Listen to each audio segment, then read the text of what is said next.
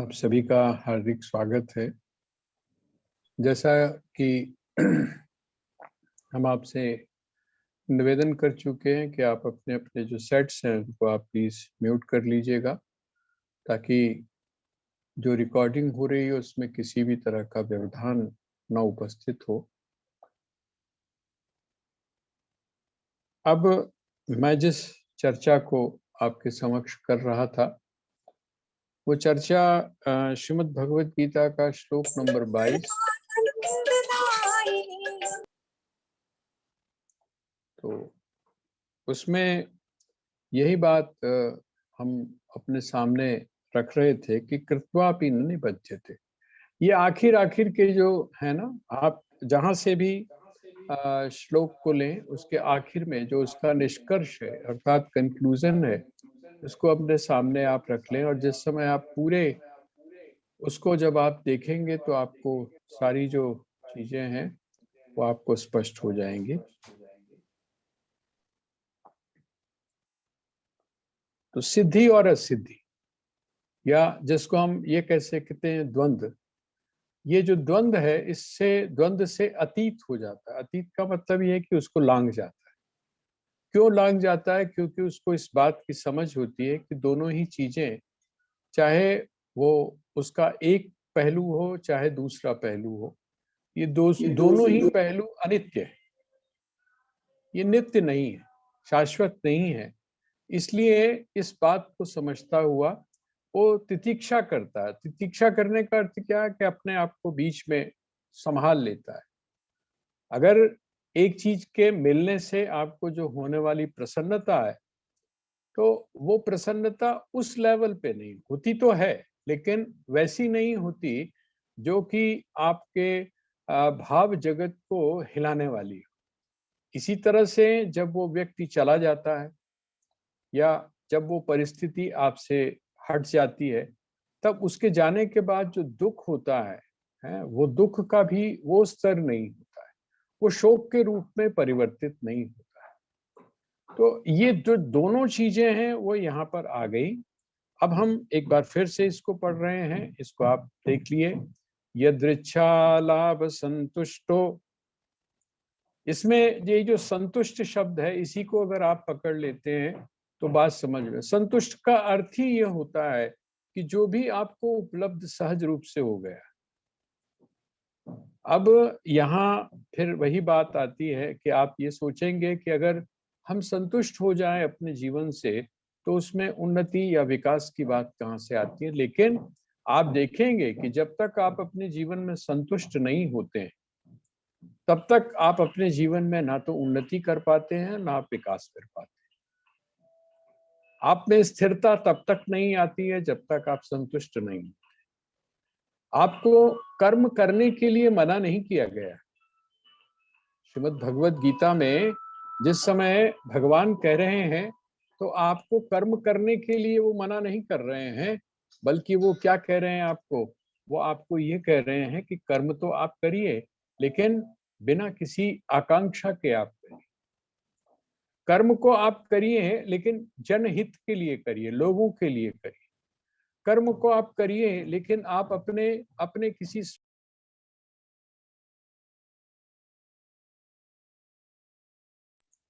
ये जो बात है इस बात को समझने की आपको आवश्यकता है। तो कहने का तात्पर्य क्या है कि ये हम अपने मन से बिल्कुल निकाल दें। जिस समय हम निष्काम कर्म की बात करते हैं, जिस समय हम फल की आकांक्षा से रहित कर्म की बात करते हैं, तो हमारे मन में ये चीज आ जाती है। वो आनी नहीं चाहिए। क्यों? उसका कारण क्या है कि भगवान जो संकेत आपको कर रहे हैं वो संकेत बिल्कुल डिफरेंट है, उस परिस्थिति से बिल्कुल अलग है। बल्कि आप देखेंगे कि जो लोग जिनको हम बोलते हैं कि उन्होंने काम किया समाज के लिए, लोगों के लिए, लोगों के हित के लिए जिन्होंने काम किया, ऐसे जो लोग हैं वो वही हैं जो संतुष्ट है। एक जो साइंटिस्ट है वो जिस समय आपके लिए कर्म करता है तो वो संतुष्ट होता है, तभी कर्म करता है। दूसरा जो व्यक्ति है, दूसरा व्यक्ति भी जब तक संतुष्ट न हो, जिसको आप व्यापारी वर्ग भी बोलते हैं, वो व्यापारी भी जब तक संतुष्ट नहीं है तब तक वो अपनी उपलब्धि को प्राप्त नहीं करता है। जिसको बोलते हैं वो अपने काम के मामले में ईमानदार नहीं होता है यदि वो संतुष्ट ना हो। तो यहाँ पर आप ये जो संतुष्ट है ना, यद इच्छा लाभ संतुष्ट हो, जो भी मिल जाए। लाभ का अर्थ क्या है? जो मिल जाता है, बिना इच्छा के जो आपको मिल जाता है, प्रारब्ध के अनुसार जो आपको मिल जाता है। आपकी उसमें किसी भी प्रकार की लालसा नहीं है, आपकी उसमें किसी भी प्रकार की अपेक्षा नहीं है, और आपको जो मिल गया उसमें आप क्या है? संतुष्ट हैं। द्वंद्वातीत, द्वंद्व से अतीत हो गया। द्वंद्वातीत का अर्थ क्या है?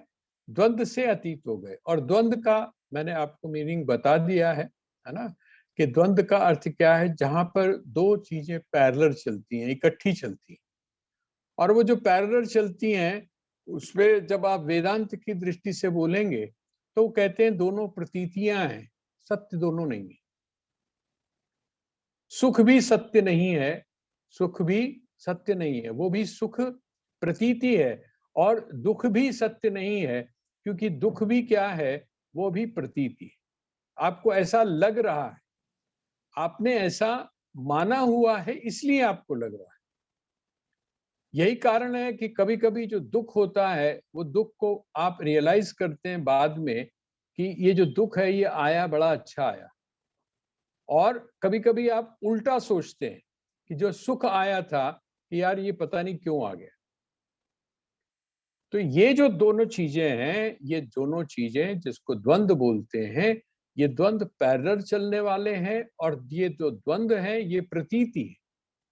प्रतीति का मतलब आपको लगता है, आपको महसूस होता है। देखिए, प्रतीति का बड़ा सीधा सा अगर आपको उदाहरण दिया जाए तो आप ये कह सकते हैं कि आपको रेगिस्तान में जो सूर्य की रश्मियां पड़ रही हैं रेत के ऊपर, बालू के ऊपर, उससे जो आपको दिखाई दे रहा है, आपको जो चीज दिखाई क्या दे रही है आपको वहां पर? आपको रेत नहीं दिखाई दे रही, आपको जो रेत के ऊपर जो चमक है वो चमक नहीं दिखाई दे रही, बल्कि आपको उसमें से क्या दिखाई देता है? आपको पानी दिखाई देता है। रेत के कणों पर पड़ने वाली जो चमक है वो आपको किस रूप में दिखाई दे रही है? तो वो आपको दिखाई दे रही है जल के रूप में। इसका मतलब वहां पर उस रेगिस्तान में जल की प्रतीति हो रही है, जल वहां पर है नहीं, जल वहां पर है नहीं। जिस समय आपको वो दिखाई देता है उससे एक पल पहले भी नहीं है और उसके एक पल बाद में भी नहीं है। क्यों? क्योंकि जब आप वहां पर पहुंचते हैं तो वहां पर गीलापन नहीं होता। आप अगर ऐसा माने कि हम जब गए वहां पर तब वो वहां पर नहीं है, कहते नहीं गए तब वहां पर नहीं, ऐसी बात नहीं है। उससे पहले भी वो वहां नहीं था, क्योंकि उसका कोई भी लक्षण वहां पर दिखाई नहीं देता है।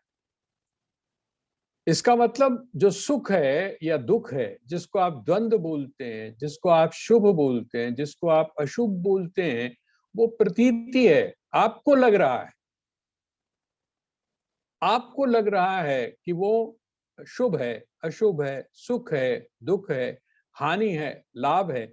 ये आपकी डेफिनेशंस हैं, आपकी एक मान्यता है, आपकी एक सोच है।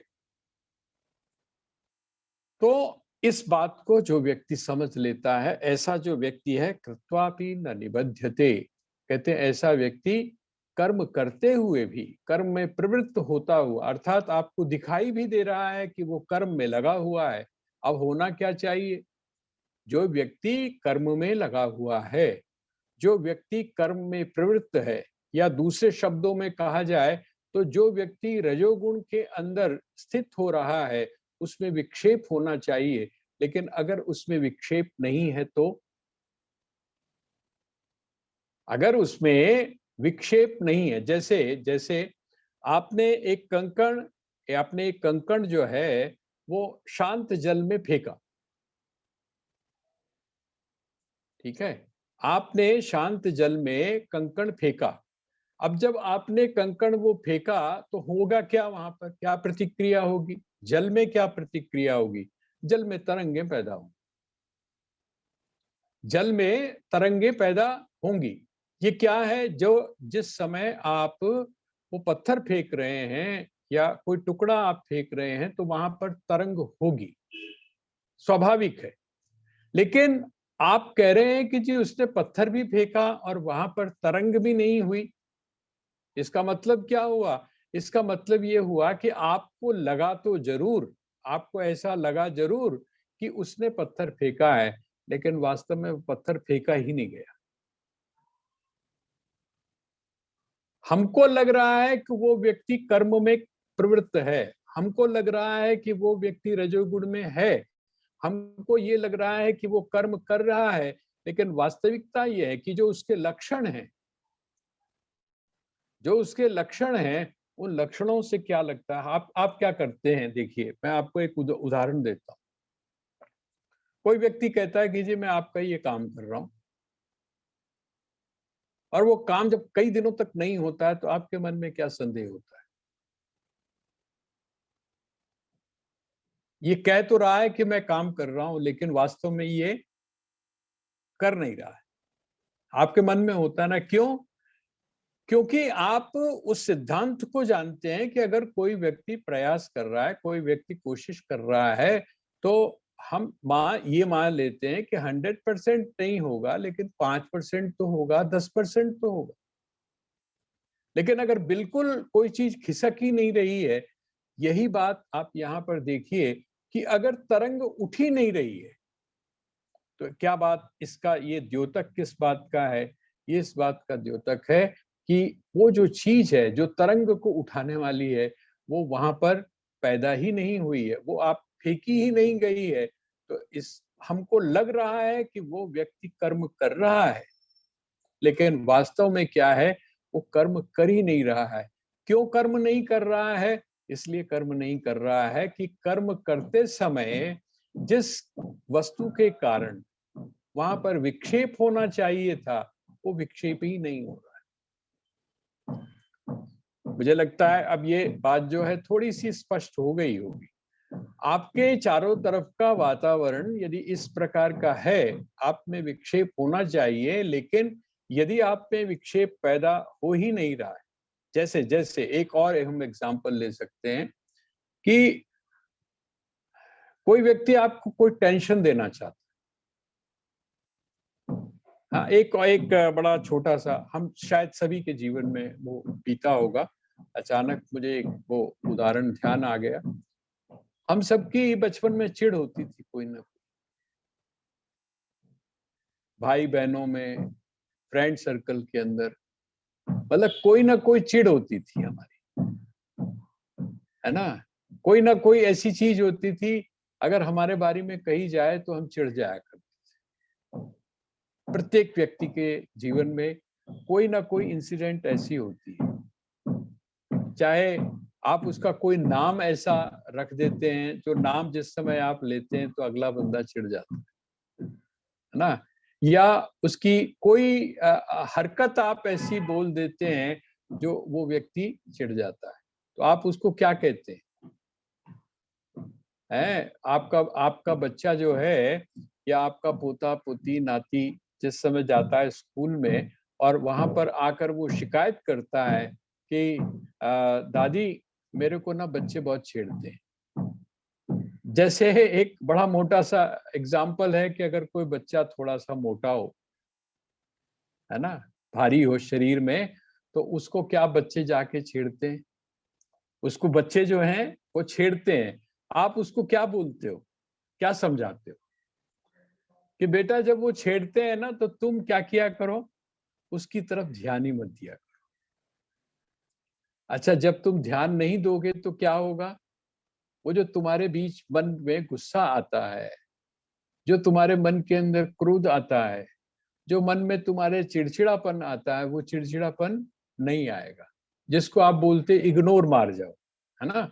कहते हैं इग्नोर मार, उसको इन सब चीजों से कोई भी फर्क पड़ने वाला नहीं है। ऐसी जो स्थिति है, इस प्रकार की जो स्थिति है, वो कौन सी है? द्वंद्वातीतो। विमत्सरः मैंने आपको बता दिया बड़ा खुल के, और कृत्वापि न निबध्यते, ऐसा जो व्यक्ति है वो करता हुआ भी वास्तव में करता नहीं है। देखिए भगवान धीरे धीरे धीरे धीरे करके एक ऐसी जगह पर आपको ले जा रहे हैं जो आपके लिए बड़ी आश्चर्य की, और वो कौन सी है हम लोग उसको पढ़ चुके हैं। वो और कोई नहीं है बल्कि यज्ञ की, जिसको आप यज्ञ बोलते हैं ना, उस यज्ञ की चर्चा है वहां। और वो यज्ञ वास्तव में क्या है? हम लोग यज्ञ की बात करते हैं, हवन की बात करते हैं। भगवान ने कई तरह के यज्ञों के बारे में बताया है, और यज्ञ ही वास्तव में, इसका मतलब जो कर्मयोगी है, वो कर्मयोगी जिस कर्म को भी करता है, उस कर्म को किस रूप में करता है? यज्ञ के रूप में। क्यों करता है यज्ञ के रूप में? इसी बात को धीरे धीरे भगवान डेवलप करके वहां पर ले जा रहे हैं। अब देखिए अगला जो श्लोक है, श्लोक नंबर 23, उसको आइए हम पढ़ते हैं। गत संगस्य मुक्तस्य ज्ञानावस्थित चेतसः यज्ञायाचरतः कर्म समग्रम प्रविलीयते। देखिए आ गया, देखिए यहां संकेत दे दिया भगवान ने, इस शब्द का प्रयोग कर दिया। आपने देखा है अभी तक हम लोग, अब तो मुझे लगता है कि काफी श्रीमद् भगवत गीता का जो तौर तरीका है, भगवान का अपनी बात को कहने का जो तरीका है, जिस युक्ति से वो किसी भी विषय को पकड़ के उठाते हैं, उन सब चीजों का हमको बड़ी गहराई से समझ में आ जानी चाहिए। अब भगवान ने इस नए शब्द का प्रयोग किया है। ये जो श्लोक नंबर 23 है, इसमें उन्होंने ये शब्द का प्रयोग किया है। तो इसमें क्या कहते हैं? यज्ञाया चरत कर्म समग्रम प्रविलीयते। अब वो कर्म को किस रूप में, वैसे भी हमारे यहाँ जिस समय बात की जाती है, तो शास्त्र में जो विहित कर्म है, प्रत्येक व्यक्ति को जो कर्म करना चाहिए, वो कौन सा कर्म है? तो कहते हैं बाकी सब कर्म तो हैं ही, लेकिन यज्ञ जो है, यज्ञ हम सबको करना चाहिए। यज्ञ क्यों करना चाहिए? थोड़ा सा इसको भी आप समझिए। जिस समय आप यज्ञ करते हैं या हवन करते हैं, तो आप एक शब्द का प्रयोग करते हैं आखिर में। जयकारा जब आप लगाते हैं, आप ध्यान करिएगा। वैसे तो हम लोग क्या करते हैं, कर तो देते हैं, उस तरफ हमारा ध्यान नहीं होता। जो भी आचार्य वहां पर उपस्थित होते हैं, जो यज्ञ करवा रहे होते हैं, वो आखिर में सबकी जय करवाने के बाद में वो एक की जय करवाते हैं विशेष रूप से, और वो होता है यज्ञ पुरुष भगवान की जय। सुना होगा आपने, और अगर नहीं सुना है तो आप जरा सुनिएगा उसको। यज्ञ पुरुष भगवान की जय। वो यज्ञ पुरुष भगवान कौन है? तो वो कहते हैं यज्ञ पुरुष भगवान और कोई नहीं है, वो भगवान विष्णु है।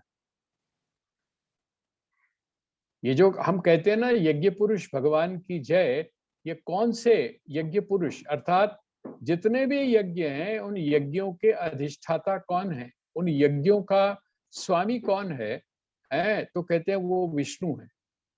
इसका मतलब क्या हुआ? विष्णु क्या कार्य करते हैं, या विष्णु की आप ये मान लीजिए कि उनकी ड्यूटी क्या है। वो जो ब्रह्म है, वो जो परम तत्व है, वो परम तत्व किस कार्य को करने के लिए विष्णु के रूप में प्रकट हुआ? तो कहते हैं उसका कार्य है संसार का पालन करना। ये जो संसार है, ये जो सृष्टि है, ये जो विश्व है, इसका पालन करना। पालन कौन करता है? पालन करता कौन है? सृष्टिकर्ता कौन है? सृष्टिकर्ता है ब्रह्मा जी। पालन करता कौन है? श्री विष्णु। और लय करता कौन है? मैं मृत्यु शब्द का प्रयोग नहीं करता हूं, मुझे जरा बड़ा अजीब सा लगता है। लय करता, लय कौन कर रहा है? तो कहते हैं लय कर रहे हैं भगवान शिव। भगवान विष्णु क्या है? तो कहते हैं वो सृष्टि के पालन करता है। वह जो पालन है, कर्म का अर्थ क्या हुआ? कर्म का अर्थ हुआ जो हम सबका पालन करता है। जब आप कर्मयोगी बनते हैं तो कर्मयोगी का अर्थ क्या है? कर्मयोगी का अर्थ यह है आपके अंदर क्या भावना होनी चाहिए? सर्वे भवन्तु सुखिनः, सब सुखी हों, सब सुखी हों, सब निरोगी हों। इस भावना से जब आप किसी भी कर्म को करते हैं तो आप क्या कहलाते हैं? आप कर्मयोगी कहलाते हैं। आपके कर्म के पीछे जो भावना है वो सबके सुख की हो, है ना, सबके हित की हो, इस प्रकार की ऐसी भावना किसकी है? तो कहते हैं ऐसी भावना है भगवान विष्णु की। तो जो व्यक्ति कर्म को यज्ञ के रूप में करता है, थोड़ा सा आप भगवान उसको डेवलप करके पूरा जो सिद्धांत है ना कर्म का और कर्म के स्वरूप का, कर्म के प्रतिपादन का, उसको वो विकसित करके, उसको डेवलप करके अब वो धीरे से एक जगह पर जा रहे हैं जिसको हमारे यहाँ यज्ञ कहा है। और यज्ञ का मूल क्या है? आपने एक चीज देखी होगी कि जिस समय यज्ञ किया जाता है तो आप जरा गौर से, अब जब कभी भी यज्ञ हो तो आप जरा देखिएगा, चाहे आपके घर में हवन भी अगर होता है तो उस हवन को भी आप देखिएगा।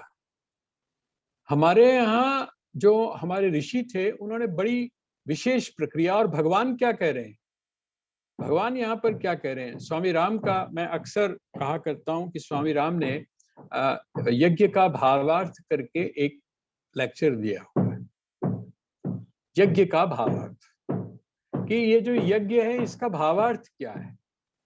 हम लोगों ने यज्ञ का अर्थ क्या समझा? अगर हम यज्ञ करते हैं तो हम समझते हैं कि उससे वातावरण शुद्ध होता है, ये इसका बड़ा मोटा अर्थ हुआ। लेकिन जैसे जैसे आप इसके डीप में जाते हैं तो वो जो डीप में है वो कौन सी चीज है? तो कर्म की जो प्रक्रिया है, कर्म कैसे करना चाहिए, कर्म का वास्तविक स्वरूप क्या है, ये यज्ञ के माध्यम से हमारे सामने आता है। आप देखिएगा जिस समय आप होम करते हैं, जिस समय आप यज्ञ करते हैं, अर्थात जिस समय आप आहुति को, जो घृत की आहुति है, उस घी की आहुति को जब आप अग्नि में डालते हैं, उसके बाद में आपने देखा होगा एक कटोरी रखी होती है, उस कटोरी में जल होता है। कभी भी जब आपके यहाँ हवन हो तो आप इस चीज को देखिएगा। वो जो कटोरी है उसमें जो होता है, तो वो पंडित जी आपको क्या कहते हैं कि जिस समय आपने आहुति डाली तो उसके बाद में उसमें से एक बूंद जो भी है वो आप इसमें डालें, और उसमें जब आप डालते हैं तो क्या बोलते हैं? जैसे ओम प्रजापतये स्वाहा ऐसा बोला आपने, और वो जो प्रजापति है उसके लिए आपने आहुति डाली, ठीक है? या आपने बोला ओम इंद्राय स्वाहा, आपने इंद्र का आवाहन किया और इंद्र के लिए, अर्थात देवराज जो इंद्र है उसके लिए आपने आहुति डाली।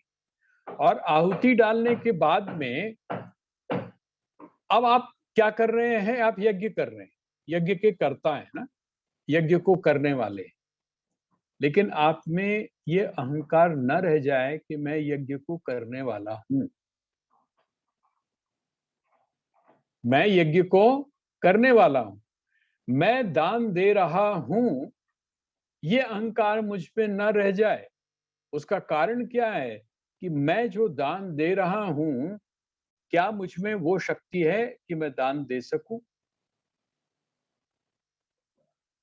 क्या मैं अपनी इच्छा से कर सकता हूं? कहते नहीं। मुझ में जो शक्ति है वो शक्ति किसकी है? तो कहते हैं वो परमात्मा की है। और उसके बाद जिस चीज का मैं दान दे रहा हूं वो किसका है?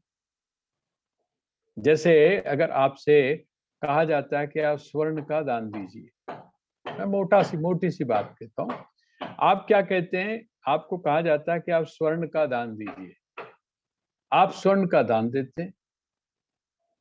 अब आप सोचकर देखिए कि आप जो दान देने वाले हैं, है ना, आप जो दान देने वाले हैं, क्या आप में वो सामर्थ्य है? अर्थात आपका जो शरीर है, आपका जो मन है, उस मन में जो ताकत आ रही है, उस मन में जो ऊर्जा आ रही है, उसके अंदर जो कर्तृत्व का भाव है, अर्थात मैं करने वाला हूँ, आपको जो प्रेरणा दे रहा है, वो प्रेरणा देने वाली शक्ति कौन-सी है, ऊर्जा कौन-सी है, इस बात का अनुभव करें।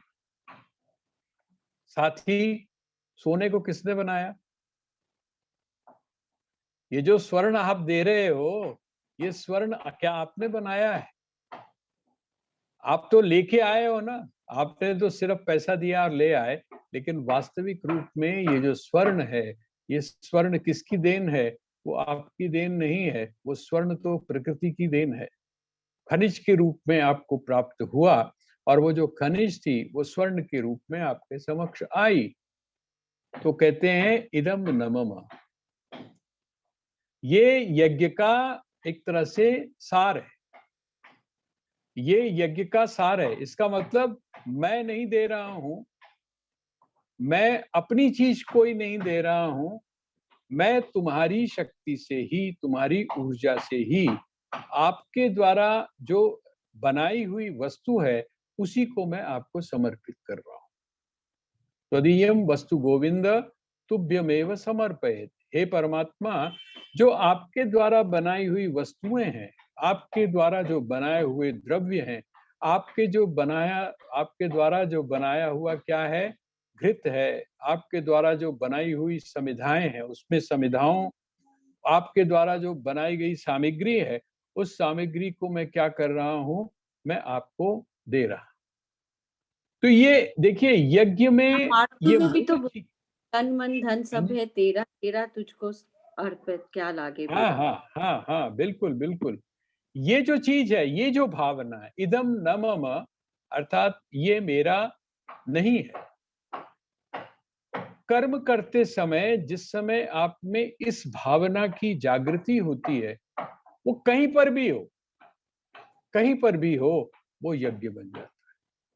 तो भगवान इसीलिए ये जो यज्ञ है, इस यज्ञ को आपकी जो कर्म है, उस कर्म की जो जिसको बोलते हैं ना कला, कर्म की कला के रूप में इस यज्ञ को ले रहे हैं। अर्थात यदि आपको यज्ञ करने की कला आती है, यदि आपको यज्ञ का भावार्थ सही प्रकार से समझ में आ गया है, तब आप क्या करते हैं, कर्म को करने की जो प्रक्रिया है, अर्थात कर्म को करने का जो रहस्य है, उसको आप भली प्रकार से जान जाते हैं। यहाँ पर अब वो कहते हैं गत संगस्य। संग शब्द का प्रयोग बहुत बार श्रीमद् भगवद गीता में किया गया है। संग शब्द का अर्थ क्या होता है? वैसे तो संग शब्द का अर्थ होता है साथ। संग शब्द का अर्थ होता है साथ, है ना? जैसे आप कहते हैं ना कि उसके संग नहीं जाना है, उसके साथ में नहीं जाना है, ये संग है। सामान्य तौर पर संग शब्द का अर्थ होता है साथ, लेकिन कैसा साथ? जिसको बोलते हैं ना कि कोई चीज किसी चीज के साथ में चिपक जाती है। यहाँ पर जो संग शब्द है वो क्या है? वो चिपकना है। आपने सरेस लगाई और सरेस लगा के किसी भी चीज को आपने क्या कर दिया? चिपका दिया। और जब चिपका दिया तो वो अलग अलग होते हुए भी क्या है? वो दो चीजें हैं, तो दो चीजें, लेकिन जब दोनों को आपने आपस में चिपका दिया तो क्या बन गया वो? अच्छा, आलू अलग होता है, आलू अलग होता है, ठीक है कि नहीं? और उसके बाद में उसको एक तरीके से मैदे से आप तैयार कर लेते हैं। तो वो है क्या चीज? आलू है, जिसको आपने आलू को तड़का वड़का लगा के आपने तैयार कर लिया। और दूसरी चीज कौन सी है? मैदे की आप छोटी सी रोटी बना लीजिए, लेकिन दोनों को मिला के क्या निकल कर आता है? क्या कहते हो आप उसको? जब उसको आप भर देते हो उसमें, और भर के जिस समय आप फिर उसको तल लेते हो, तो आप उसको क्या बोल देते हो? आप उसको समोसा बोल देते हो, है ना? आप उसको समोसा बोल देते हो। है क्या चीज वो? वो ऊपर से मैदे की परत है और उसके अंदर जो भराई हो रखी है वो क्या है, तो कहते हैं कि वो आलू है। आलू भी चले गए, मैदा भी चला गया, अब दो से अलग हटकर तीसरी चीज क्या आ गई, तो कहते हैं वो उसका एक अलग ही नाम आ गया, अलग नाम। ये गत संगस्य, देखिए जिनके साथ में जुड़ा, वो जुड़ने के बाद में उसने अपने नाम को छोड़ दिया। अच्छा, आप लोग निकलते हो ना बाहर जब, तो आपको तो रिक्शे वाले का नाम नहीं पता होता, आप उसको बुलाते कैसे हो? आपने किसी रिक्शे वाले को बुलाना है, आपने कहीं जाना है, तो जब आप रिक्शे वाले को बुलाते हो तो कैसे आपको तो नाम तो नहीं पता ना। जब आप किसी को पुकारोगे तो नाम से ही पुकारोगे, आप उसको कैसे पुकारते हो? आप बोलते हैं रिक्शा, हाँ ए रिक्शा। अच्छा, अब वो जिसने जवाब दिया वो रिक्शा है? जिसने आपकी तरफ देखा और आपकी तरफ जिसने जवाब दिया, वो क्या है? वो कोई रिक्शा तो है नहीं, है ना? वो तो रिक्शा को क्या है, चलाने वाला है। लेकिन रिक्शा को चलाने वाला रिक्शे के साथ जुड़ता जुड़ता जुड़ता क्या हो गया, वो रिक्शा चलाने वाला नहीं रहा, बल्कि खुद क्या बन गया, रिक्शा। ये है संग, ये है संग। वेदांत की प्रक्रियाओं में इस संग के बारे में बड़ा अच्छा उदाहरण दिया गया है। वो कहते हैं कि पानी कैसा होता है, ठंडा। पानी जो है, जिस समय आपको बार बार सुना, आपने डॉक्टर से सुना कि हमेशा गर्म पानी पीना चाहिए, कोरोना के अंदर तो खास करके गर्म पानी पीना चाहिए, फ्रिज का पानी नहीं पीना चाहिए। अच्छा, पंजाबियां दी त्रे नहीं मुकदी तद तक ना, जो पंजाबी जो हैं उनकी जो त्रे है, अर्थात उनकी जो प्यास है, वो तब तक नहीं मिलती जब तक कि उनको ठंडा पानी, हाँ, छुप के ही सही, चाहे घर में मना किया हुआ हो, लेकिन छुप के ही सही ठंडा पानी बीच में एक गिलास दो गया, प्यास ही नहीं बुझती है गर्म पानी पीने से। तो इसका मतलब क्या हुआ कि जो तृप्ति है, जो ठंडा पानी है, ठंडा पानी क्या करता है, ठंडा पानी आपको आपकी तृप्ति, अर्थात आपकी जो प्यास है उस प्यास को बुझाता है, शीतल होता है। अभी मैं जहाँ गया था, अभी पीछे जो मैंने आपके सामने चर्चा कर रहा था, शीतल जल वो सामने से पहाड़ी के ऊपर से, और ये जो हम लोग बड़ा हाइजेनिक सोचते हैं ना, हर हर चीज पे, खाने के मामले में, पीने के मामले में, वहां पर अब हम और मूड में गए हुए थे, तो वहां हमने देखा, मैं जहां से गुजरूं वहां पर झरने ही झरने, जहां से आप गुजरो, जिस रास्ते से आप गुजरो, आपको पहाड़ी के ऊपर इस तरफ से भी पानी गिरता हुआ दिखाई देगा, दूसरी तरफ से। अब उसका प्रयोग कैसे करें, आता जाता यात्री। तो उन्होंने क्या किया, ये जो आपकी बिस्लरी की जो बोतल्स है ना, बॉटल, इसकी पीछे तरफ से काट दिया। हिंदुस्तानी बड़ा कलाकार है ना, उसने क्या किया, उसको पिछली तरफ से काट दिया, और पिछली तरफ से काट के उसने उसको, वो जो जहां से जल की धारा गिर रही थी वहां उसने लगा दिया। अब उसने क्या कर दिया, वो जो बॉटल थी उस बॉटल को उसने नलके की तरह लगा दिया। इसका मतलब आप अपने दोनों हाथ से आप चाहो तो आप पानी पी सकते हो। और भूख लगती है, एक तो चलना आपको पड़ता है, और दूसरा वो जो बड़ी दूरी से जो पानी चला आ रहा है औषधियों के बीच में से होता हुआ, तो वहां पर सब कुछ, कोई चीज ऐसी नहीं, पर्वत से अर्थात पहाड़ से जो आपको जल मिल रहा है वो आपकी ऊर्जा को बढ़ाने वाला है, वो आपको तृप्ति देने वाला है। तो पानी क्या करता है, आपको तृप्ति देता है। अच्छा, उसको जब आप आग पे चढ़ा देते हो, तो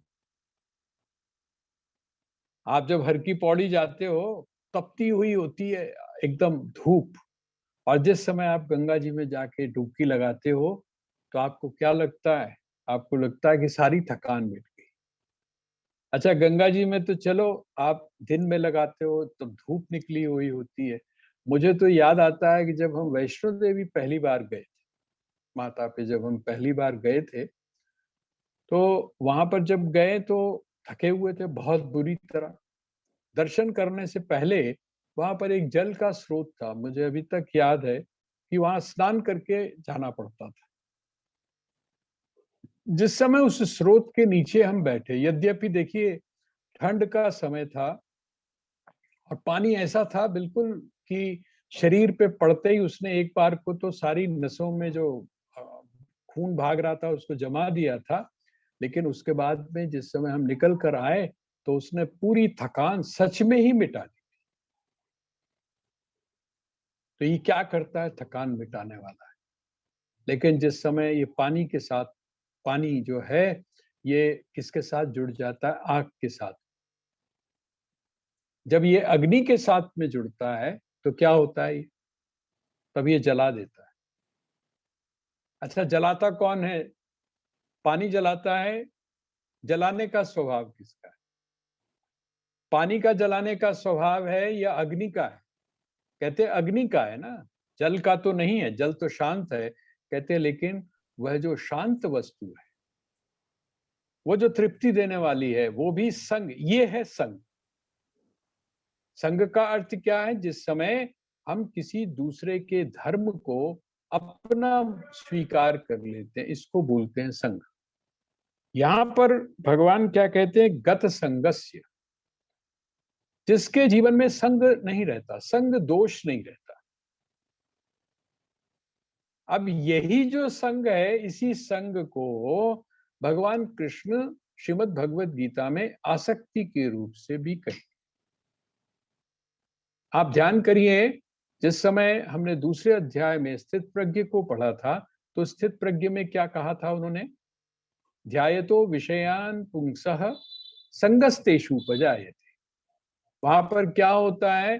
कहते हैं वहां पर संग हो जाता है।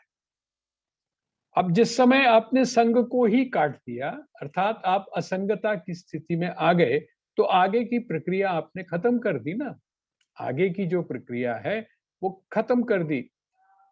आप याद करेंगे और आप जाके जिस समय उसको मिलाएंगे तो आपको समझ में आ जाएगा। ध्यायतो विषयान पुंसः संगस्तेषु उपजायते। और जिस समय उसके साथ संग हो जाता है तो क्या होता है? कहते हैं वहां पर कामना पैदा होती है। जिस वस्तु में आपका संग होता है उसको प्राप्त करने के लिए आपके मन में कामना पैदा होती है। अच्छा, अब आप सोचिए, जिस समय आपका उसके साथ संग ही नहीं रहा तो आप कोई उसके वस्तु के प्रति कामना नहीं पैदा होगी।